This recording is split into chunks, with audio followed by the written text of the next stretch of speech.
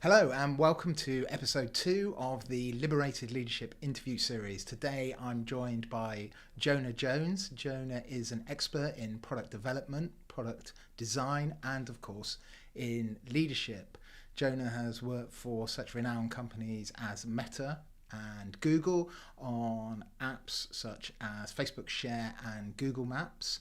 He was referred to by Fast Company magazine as one of the most creative minds in the industry. He's shared that creative mind in TED Talks and talked at the Design Museum amongst others. And now he helps companies put their products in the hands of consumers quicker than they otherwise would. Welcome to the Liberated Leadership Interview, Jonah. Thanks, Steve. Great to be here. Great. So I'd like to start by taking you right back, if I could, to teenage Jonah, to your adolescence. What sort of teenager were you? And when you look back on it, do you see any signs then that you might have been destined to take leadership roles? Categorically not, I would say. Right. Like I was definitely very introverted and shy. I was like a nerd as a teenager. I think that was what got me to becoming reasonably good at what I did, was just obsessively practicing things. And I think that over the years I've learned to get better at the interpersonal stuff, and now Right. like a lot of the time people mistake me for an extrovert when I'm actually an introvert, and you realize that at some point that you can only scale yourself when you start like leading and inspiring other people rather than just doing it yourself. So yeah, no early signs of that, but I think I gradually realized it as I got more mature. That's really interesting. I think a lot of people think you do have to be an extrovert to be a leader. So what advice would you give to other introverted people who are maybe holding themselves back from leadership roles because they think, oh, I'm not outgoing enough, or want to put myself out there in that way? Yeah, it's a great question. I think probably the traditional model of leadership was in this like totally charismatic person, like charging and leading from the front. I think over the last like 10 or so years, as we've started to embrace diversity in many forms, we've started to realize that leadership can take many forms. You can obviously lead from the front, you can lead from the back, you can influence, you can make people follow you, and yeah, I think that also nobody is static in their personality or interpersonal style, and that I was reading about a really interesting psychological bias on this the other day. I forget the name of it off the top of my head, but it's basically about if you look at yourself 10 years ago, you can clearly see that you've changed and evolved since then. And then you look 10 years before that and you can clearly see that you've changed and evolved. But if you picture yourself 10 years in the future, you imagine yourself basically the same as now, as if you're like this finished product. So I think it's kind of, it's hard to imagine how you're going to continue to change and evolve, but hopefully you will. And then, we will become a bit more comfortable with stuff that today is a bit uncomfortable. Yeah, I'd agree with that. So you describe yourself as a nerdy, introverted teenager who came into the world of work. Can you remember the first time you realised you'd become a leader, and was there actually a formal anointing moment, or did you just suddenly realise people were looking to you for advice and direction, and oops, I've become the leader kind of thing? Yeah, I guess what happened was, it was when I was working at Google, and I suppose this is a gradual journey that I was doing work. I was getting better at what I was doing. The stuff that I was doing was becoming more and more wider in scope and higher impact, and all this other stuff that is important. I remember I was working in Sydney at the time, and my manager, who was Margaret Lee back then, who's an independent coach nowadays, she was kind of pushing me to publicize my work more, and I got really frustrated by this. I was like, I'm doing all this great work, why doesn't everyone recognize it? And she said, you need to spend more time talking about the work and reaching out and making sure that people are aware of what you're doing. And then I said, but I'll do less work, I'll be less productive. And she was like, no, you'll be more productive, because even though you're going to do only 80% of the work, it's going to have double the impact. So the maths works out really well in that case. So I kind of started setting aside a little bit of time to make sure that I was properly socializing this stuff. that was the beginning of, I think, a journey where I kind of grew in the impact and the influence I was having across the organization. Fast forward a couple of years, she kind of pushed me into starting to manage people. I moved along, started to manage a team. I still didn't think of myself as a leader. I was just like delegating a couple of things. And I remember at one point, I was always still uncomfortable with the idea of kind of leading from the front in that. Like, as a thought leader, yes, but as a leader of people, no. And at some point, I remember that I'd been sort of delegating to my team doing presentations on the work that we and the team had been doing, and at the last second she was like, right, you need to do this now live. Right. And I kind of freaked out and did it, and then I was like, oh, actually that was fine. And then from then on I just became more comfortable doing this and talking about this. So I think it kind of happened gradually in like these small moments of discomfort, and then you get used to it. And what was this advertising you needed to do of your work? Was that all within Google or into the wider community as well? It was like back when we had this internal blog. It was like Blogger. We used to have an internal version of this thing. So yeah, it was just a way of showing this to all the product managers and other designers and everyone else who might be interested. Okay, so obviously you've done a huge amount of product leadership, and you mentioned that you've done some people leadership as well. Would you say you need the same skills to lead a product as to lead people? Yeah, no, I think they're totally different things, and I think there's people leadership, and then there's people management, and those two things are different, and then there's product leadership, which is very different. I think the product leadership always came a little easier to me because I tended to think deeply about things and be passionate about the stuff that I was building. The people leadership, I think, I kind of grew into with examples like the one I just shared. And then the kind of people management side of things was just a totally different and unfamiliar thing to me as well, because that's more around how do you kind of support and grow people so that they can do great stuff beyond what you can do versus the more kind of delegation and follow me style of that. So I think it was just a gradual evolution. All these things are equally important, and you definitely, here in companies you get these operational leaders versus kind of visionary leaders. I've tried to be a bit of both, so I'm at least tolerably good at both of them. But yeah, you definitely get examples on each. Do you think you can be an effective product leader without being an effective people leader? Yeah, definitely. You just need to, I think, you just need to make sure you've got good partners. So if you really are doing it on your own, you've got to somehow be good at both, which is possibly even impossible because of the personality. I think you can be good at both. I don't think you can probably be great at both. But I think you see, like, most of the people that I know are either great operationally or great in terms of their product vision, have a really strong right-hand person that they kind of work with. And like, Steve Jobs and Tim Cook are the classic example of this, but there's like loads of others. Yeah, I guess they're both pretty decent salesmen. Yeah, and I think there's this kind of myth that people like to believe of this auteur, like there's this one awesome person that's amazing at everything. Yeah. But the reality is that the best people have a great team around them that like make up for all of their human flaws and deficiencies like that we all have. What is the most effective yin to your yang then? That's a great question. I think it completely depends on the context that I'm in, actually. Like, I think if you're talking about personally, probably it's my wife goes out and like meets all the people and socializes when we're in a social situation first, and then I like to form deeper relationships. I think if I'm around somebody incredibly creative, more creative than me, I'll probably tend to help them with things like the strategic things and more like decisions on what to focus on. If I find someone very, very operational, I'll kind of help plug the gaps with more of the creative side. So I think for me personally, I think my superpower is I'm like pretty good at a whole bunch of things. I'm not amazing at any one of them, but I can fill the gaps quite well. But the best people, I think, generally are like either that or like amazing at one thing, and then they have to have a support. That's really interesting, because I always even from quite a young age, I used to get the jack of all trades label, and I remember being quite upset about it, the jack of all trades, master of none. It sounded like a negative, and then somewhere, I think on a TV show I was watching, and someone told me what I'd read or heard, what the rest of that phrase is, jack of all trades, master of none, but oftentimes better than master of one. I was like, okay, exactly. I mean, most people don't know the second part of it. But actually, being a generalist, it does allow you to excel deeply in one area sometimes, I think. Is that true for you?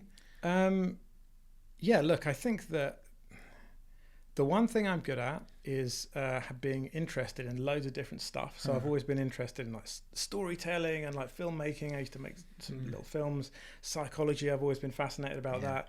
I did the computer science degree, and I've been interested in the nerdy stuff. I've always wanted to do design and special effects for movies, so I've been interested in the design stuff.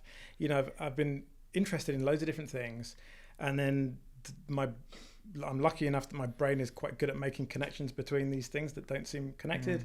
I connect them together. It feels like innovation. It's not. It's just squishing stuff together. And then that I think is where I've done the best work of my career, is all this stuff that feels like innovation, but it's just being interested in things and squishing them together. Yeah. You know, so then if that's a thing, I'm really good at that. Yeah, but the individual things maybe like I'm just okay at. I think in a lot of creative industries, innovation and invention get mixed up, and I think certainly in video games, when I was leading game teams, very rarely did you want invention, because invention would be incredibly high risk, but innovation, where it's a familiar thing seen in a different way, or maybe a feature that comes across genres, can be incredibly powerful.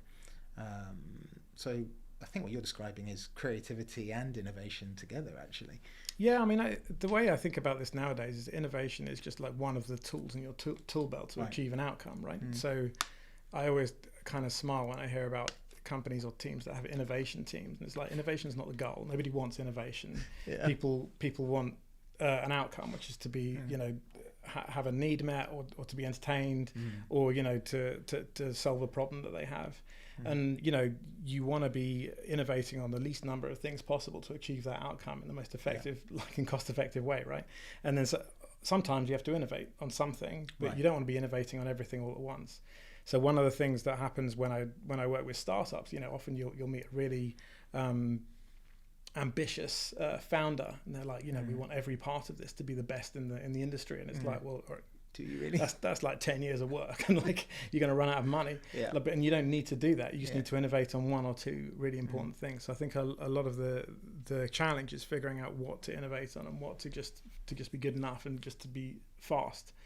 So I don't think innovation is ever really the goal. I also think that from a consumer point of view, you can only really innovate on one thing at a time. Otherwise people become deeply uncomfortable and just unfamiliar with the thing that you're doing.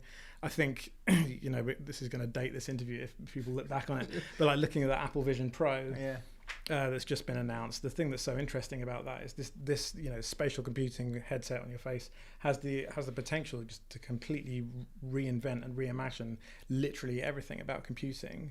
And Apple have very wisely done something where everything feels really, really familiar in terms of its 2D content, its windows. There's some icons, you tap on them. Your eyes and your mouse and your fingers are the click.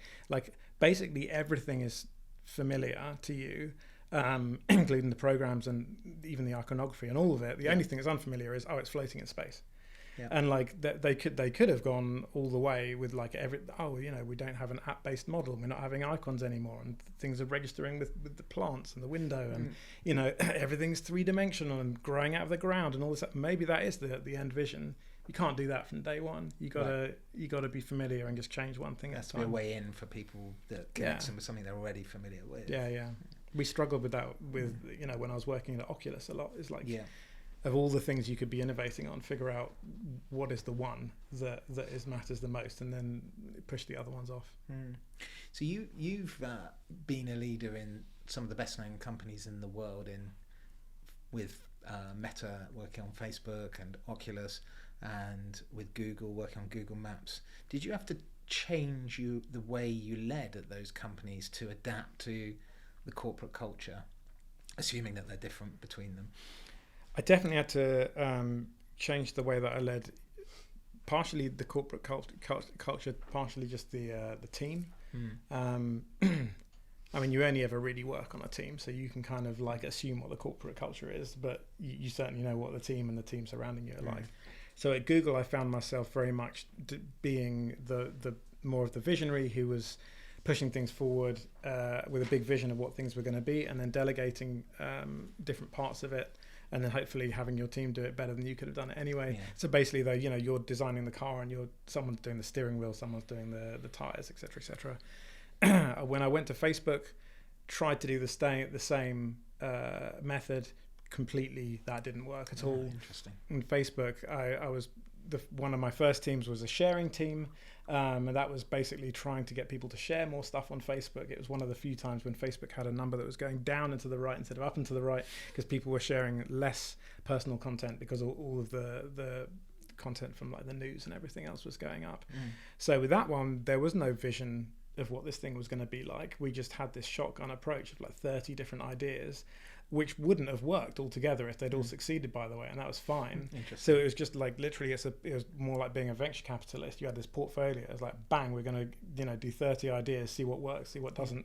Most things ended up failing. That was fine. A couple of them worked, and then that starts doing that. So then that was a totally different approach to solving that problem, which is like a 2 billion to 2 billion and one problem of getting people to share more things. Then at the same time, I had another team that was working on an internal version of Facebook for companies called Workplace. That was a 0 to 1 problem, because that was about every time you deployed it into a brand new company, there was no one using it. You get tumbleweed everywhere. So then, again, needed a different style there entirely, where we're just having to talk to people and find out why these things were working, why they weren't. I then led an ads team for a while, and that was not even about a shotgun approach to the product versus a visionary approach to the product, which is my previous two. In the ads team, the leadership took the form of just good decisions around the way to run the business and where to invest. So I became more of a kind of trying to take some design thinking and product thinking to that kind of business context. And then finally in the Oculus, it was a change again, because I was looking after people that had core competencies that I couldn't do so well anymore. So it was like programmers and researchers and things I knew about, but I couldn't have actually done it myself. So yeah, I had to find that in every team, not just every company, my leadership styles had to change. And the last 3 years or so, like now 3.5 years, I've just been working with other companies, and then it's much more just about influence, because I can't control anything myself anymore. Did when you were in those big companies, did anyone tell you, hey, this is the leadership style that does or doesn't work here, or your style is or isn't working, or do you just have to work it all out for yourself? No, you just find out by failing horribly, and then trying to. So many companies, that's exactly the way. I think. Yeah, because no one can tell you that, because maybe no one knows, or Right. I remember I had a seminal moment on this ads team that I described, where I'd always been known throughout my career for being quite enthusiastic and energetic and positive and having loads of ideas. So I joined this ads team, and 3 or 4 months in, I had my first kind of 360 review. Right. And they were like, my manager was like, the feedback's coming in. Yeah, you're like super negative, and you just start try and stop things. And I was like, wait, what? Yeah. That's weird. And I dug into it, and basically what it was that, as a creative person, you tend to look at the world critically because you want everything to be better, right? So I was looking at all the things that were broken, and I was trying to take people on the journey. Look, I've noticed this broken thing. Here are the reasons why it's bad. Here are the bad outcomes. Now I've got some idea, and here's what I think we can do, and then here's why the world's going to be amazing. Right. But they'd kind of lose patience with me after about the first minute, just get to here's why everything's broken and everything's horrible. I'm just like, yeah, whatever. So I had to stop taking people on the journey with me, which is what I'd always done before when I was working with other product thinkers and creatives. And then because my peers at that point were business thinkers, I just had to change the narrative completely and just be like, I'm doing a thing and I suspect it's going to increase revenue by this amount of, by this amount. And it's only if someone's been like, explain your thinking or something, that then you take them on a journey. But it's just different ways of operating, and people need to be communicated in different ways, and that they care about different things. That's really interesting. I read that psychologically, our natural instinct when someone brings us bad news is to not like them personally, and so you have to sort of acknowledge that I think when you're the hero of brand, if you're trying to create an atmosphere of psychological safety, for example, you have to acknowledge that you're going to probably have some initial burst of negative feelings towards someone. Sounds like people were having negative feelings directly towards you because they perceive the first part of your feedback approach as negative. Doesn't sound like that was your intent, though. Yeah, no, I think it just depends on the exposure or the journey. Like probably everyone experienced it before. As like, oh my goodness, everything's terrible, and here comes Jonah to the rescue. And so I was like, oh, this has always worked great for me. I'm the savior, and then there it stopped working because they're like, who's this negative guy? Right. So like, yeah, I think again it just comes down to making sure you're telling the story in the language that people understand.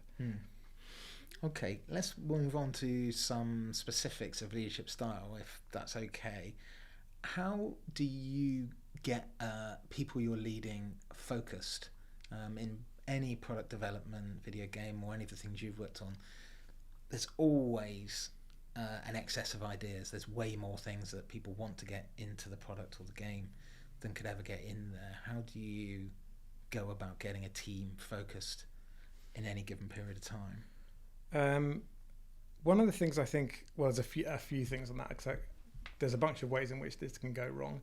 One is that, you know, nobody has a shared vision of what's going on and what you're trying to achieve. So I think it's always very, very important to paint a really clear picture of the outcome that you're going after.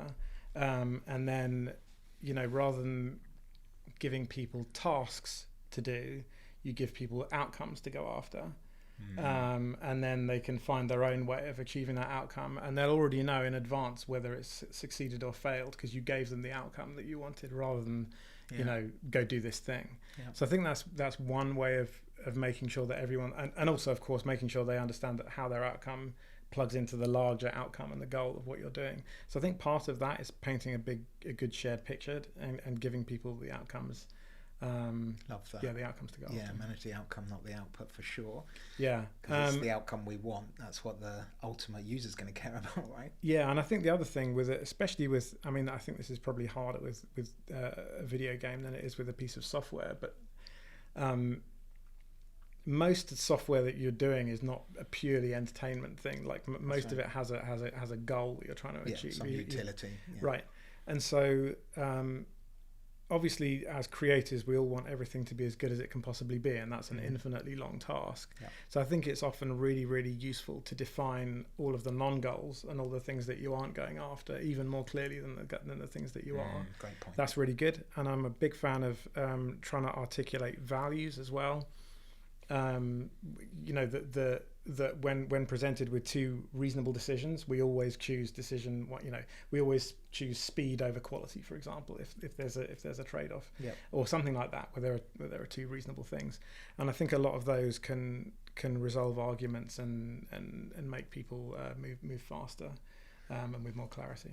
I read, when I was reading The Power of Now, a personal development book, Eckhart Tolle, there was a quote in there, and he said, "Don't let the destination become more powerful than the next step." And that was all in terms of like personal development, but it really struck me the same was true of product development, that it can become like almost overwhelming for a team thinking about the huge goal that has to be achieved at the end, and we need to find some ways of bringing them back to your point, the next outcome we want in software view. Does that resonate with you? Yeah, it does actually. So like, and I think again, this depends on what your team is used to, the level of comfort they have with ambiguity and change and all this other stuff. I've discovered that with more senior teams, they appreciate being able to see behind the curtain and be like, okay, you know, this is the multivariate problem that we're solving. These are the pressures we're under. Here's the failures that might happen, how we're mitigating against them, all this other stuff. And then perhaps with a less experienced team, or perhaps with a team that is very focused on their craft in one thing, if you give them too much information, whether that's too far into the future or too many other things that are going, it can randomize them and distract them and stop them doing their job really well.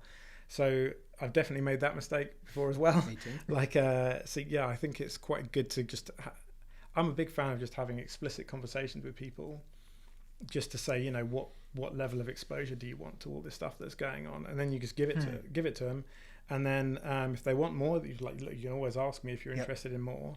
And if they give you the wrong answer because they didn't know or you didn't know, that's cool. You can always change it. Yeah. But like at least you've made an agreement about how you're going to operate together, and then you can adjust it going forward. That brings me into my next point, which is about belief, which I think is often missed out in the corporate environment. It's kind of assumed that everyone believes in what we're doing right from the start. They wouldn't be on the team, and I don't think that's ever going to be true. When humans come together and there's all kinds of different viewpoints, and who knows what they're comparing it to from their previous experience. Do you find yourself in your leadership role detecting that I think there's elements of this team that don't believe in ultimately where we're going, and if so, how do you handle that kind of situation?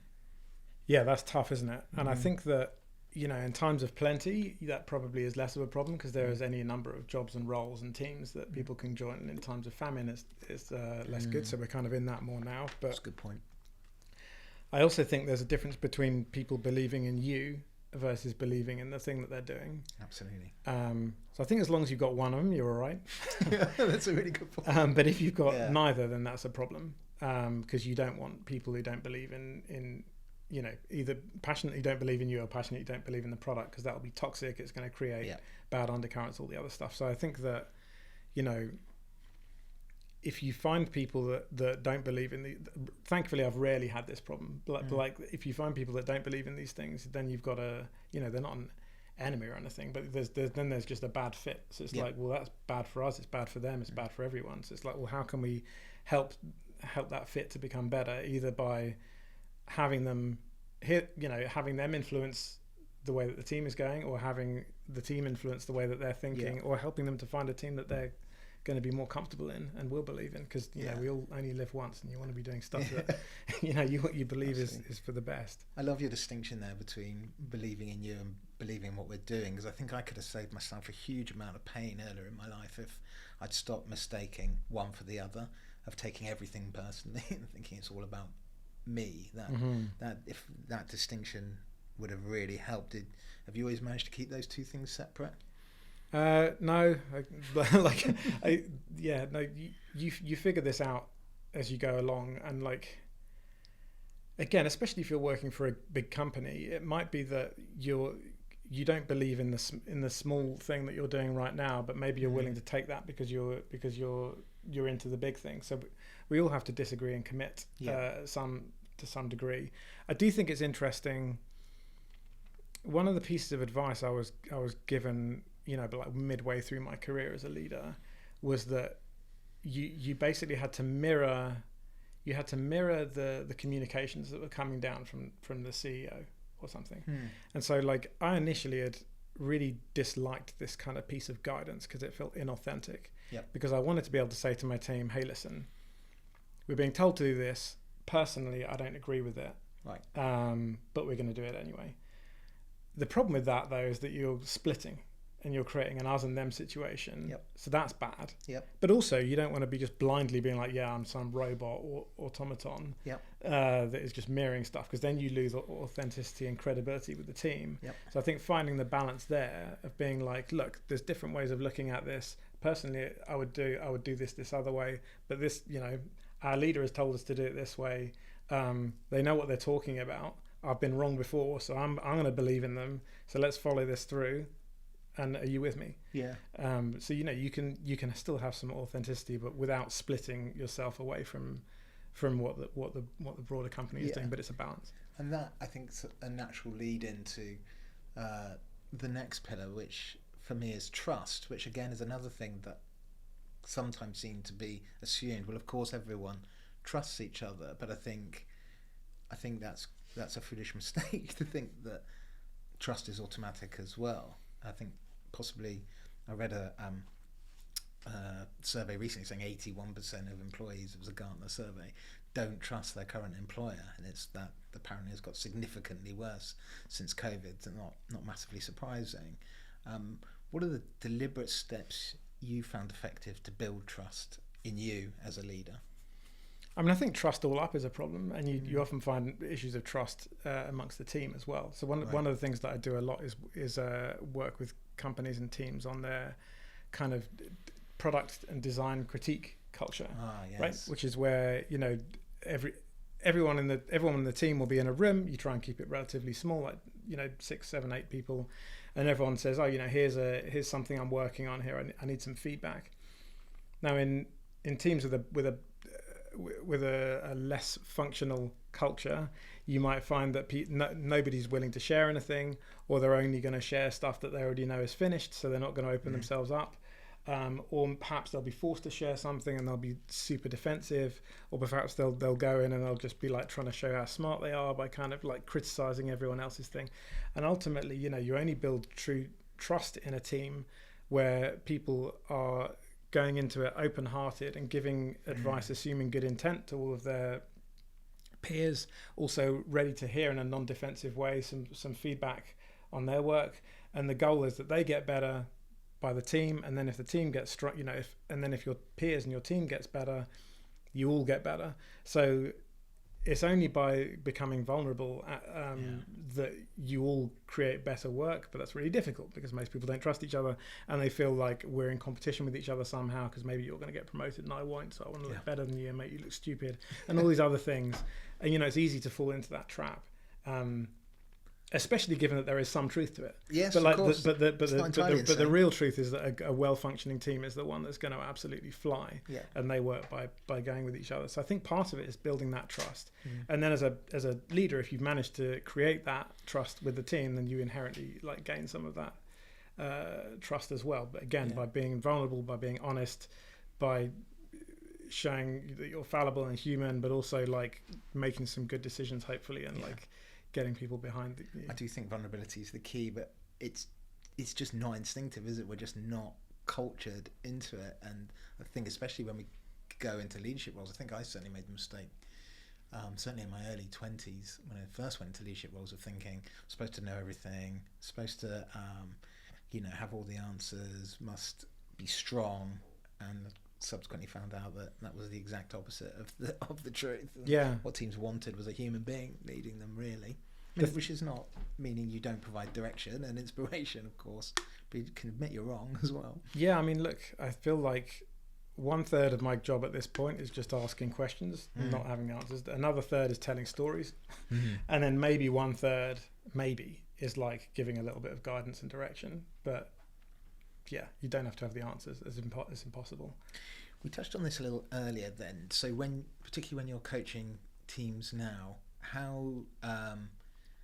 how do you work with them to get their ambition into, say, the credibility zone?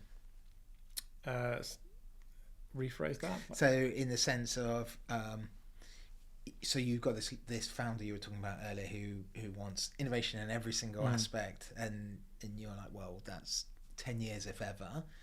Or you could go the other way. You're so conservative that your product's not going to cut through in the marketplace.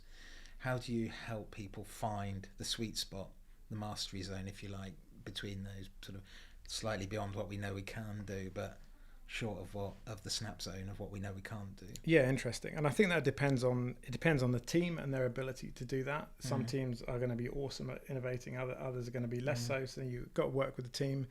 You've got to work with the problem space in the market. Like, some problems require huge innovation, others don't. So I think, you know, what is the right amount is completely dependent on the industry and the team and the problems that they're solving.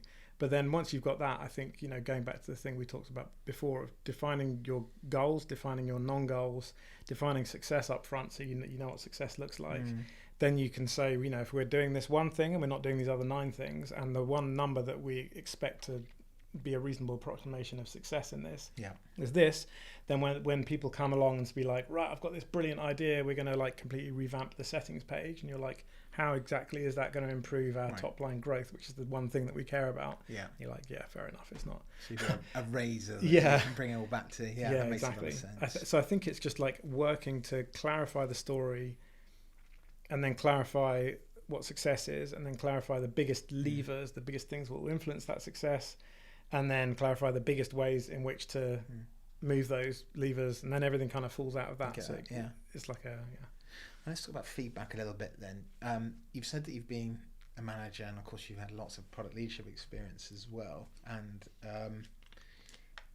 for you, could you sort of compare and contrast for us giving product feedback and giving people feedback? Yeah, good question. I think that good product feedback is never about the person making the idea. It's about the idea. Yeah. And then like most of the time, none of us are right or wrong. It's just opinions and anecdotes and stories and guesses. Unless you're doing like ridiculously data-driven design, but then you could argue that's not really design.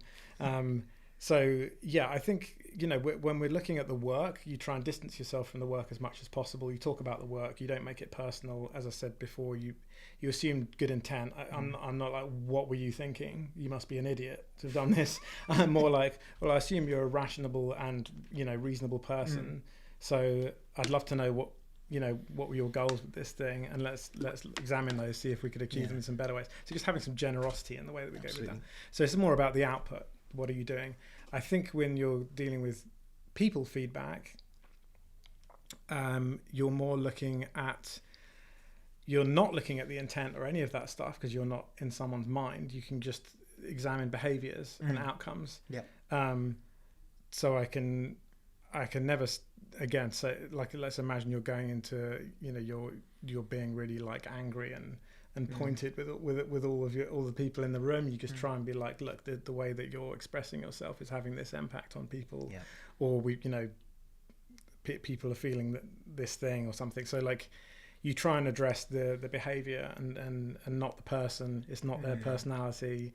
It's not anything innate about them. Doesn't make them a bad or a good human being, but it's just like ways of like making the way you're expressing yourself and you're behaving a bit more compatible. It's to be a sort of partner of manage the outcome, not the output. Give I guess feedback on the outcome, not the I suppose I've just described the same thing twice, haven't I? Which is like, it's not about you as a human being and your innate worth.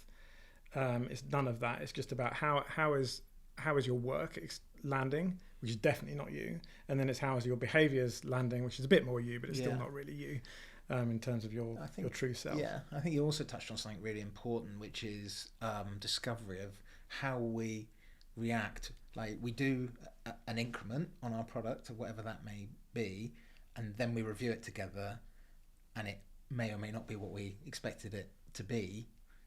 That moment, as the leader of the group and the leader of the product, I think is important. When eyes fall on you, how's Jonah going to react to this not being what we wanted it to be? Do you feel that moment often? So I think if you've done your job well, that should never be a surprise to anyone. I think that it hasn't worked, or like, your reaction should never be a surprise to anyone. Yeah, because I think that if you do your job well, you set the expectations of success up front. Then, like, the team, if the team is owning their own success and their own outcomes, the only time they would ever reasonably expect you as a leader to be upset is if it's coming in at the 11th hour and telling you it's not working, when they should have been coming in and telling you on the the 4th or the 5th hour, hey, this is not going in the right direction.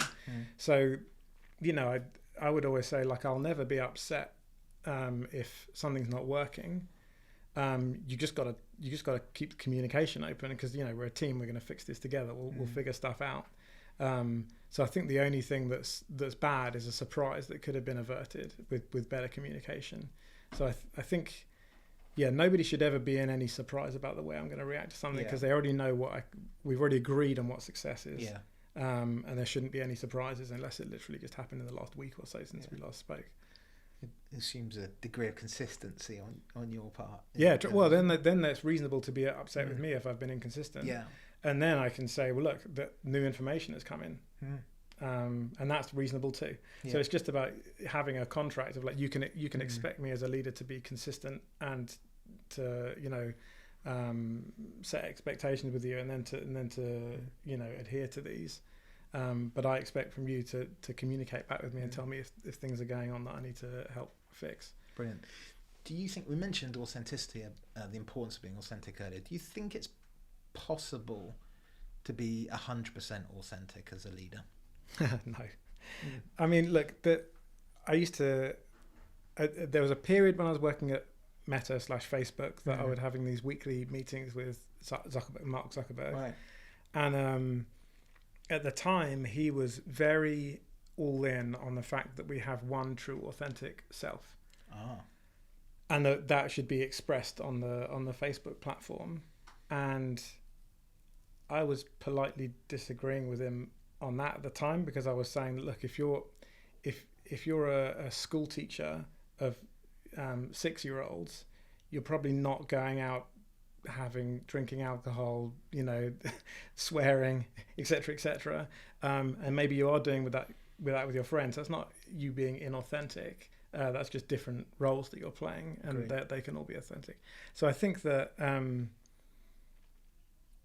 you behave differently with your friends than you do with your family, than you do with your work colleagues and everything else. I think they're all authentic in some way, but it's appropriate to the environment. But I do think that there are probably some attributes like integrity and trustworthiness and these things that are probably that's less about authenticity but more about the values of you as a human being that somebody might want to get behind or not. Yeah, I think the problem with the one true self argument is growth. Like, if we're all committed to growth, then you can't grow without change. Well, is that too, going back to that thing, if we all assumed with the finished product, of course not. Yeah, true, exactly. So I don't think there can be. My definition of that, I was kind of settling on with it, although it's something I think about quite a lot, is authenticity means not inventing things about yourself and adding them. You can edit the whole, but it must come out of an authentic whole. You can't invent things which aren't part of the whole of you. Yeah, but even as you say with that, I mean, it is interesting. Then where's the growth? Like if a version of me that's afraid of public speaking then pushes myself out of my comfort zone and tries to appear confident by faking it till I make it, then I'm being inauthentic. Yep. But that's all right. That's growth. Yeah. So maybe it's even about what you aspirationally want to be. Yeah. Versus what you are. I don't know. That's a good question. I know, and I think there's plenty of meat on that bone. I think. Okay, let's switch gears a bit. What do you find stressful about leading? I think that a large part of your job, certainly is the manager style of leadership, is that you want to be an umbrella for your team. So you want to be taking on a lot of the stress and the anxiety and all this stuff to enable them to focus. I think that's difficult. I think it can be difficult to ultimately be signing up to things that you're not 100% sure if you're going to be able to deliver. I think the most stressful thing often comes around people issues and trying to manage difficult personalities, difficult personal circumstances, all of that stuff. I imagine if you're a leader of a small business where it's you the one paying people's salaries, that of course is a huge personality. So I think it's mainly around the responsibility side. But to be honest, the most stressful times I've had in my career is never anything to do with the product or the company or the numbers or any of that stuff. It's been around when you're having nasty personal situations where people are just not in a good place and creating difficulties for you or the rest of the team. So I think the interpersonal side of things is where a lot of the warmest and most durable moments are, because every product that you build is irrelevant 5 years later anyway. Right. All the gold is in there, but that's where a lot of the stress can be. I suppose that's where you become a little more stepping into the therapist role rather than the designer role. So how have you handled yourself in that situation? When you've been aware, or maybe you weren't aware, I don't know, that those stress levels were rising. Yeah, I mean, I think that's very difficult. I think you have to try and, of course, look after yourself in these situations, like mentally and physically, by making sure that you don't stop doing the stuff that you love. Whether that's spending time with family or exercise or playing video games or whatever the thing is. Of course, it's really easy to drop all that stuff when you are stressed because you're freaking out and you want to solve it. So I think there's a big amount of self care in there, which you have to be kind of reminded and almost forced to do. Yeah. If it's difficult, get some good mentorship and advice to figure out whether you need to try and fix it or leave. Sometimes the best thing to do is leave. It's hard to change things. Yeah. I don't know. This is hard. I've had some difficult ones of those, and personally, one of the nice things about the the role that I'm doing now, where I step in and help companies, I get a little bit less of that personally. I'm helping people. Yeah. It's easier to help with from the outside rather than to be in it. But also, if you are, it's helpful to have some outside advice if you're the person that's in the middle of it. Did you ever have a really effective mentor in any of your positions? I've had some good and some bad managers over the years that have like been well. Actually, that's not true, but that the people have been good or bad at different things, and so some people are great at giving you that kind of guidance, and other people less so.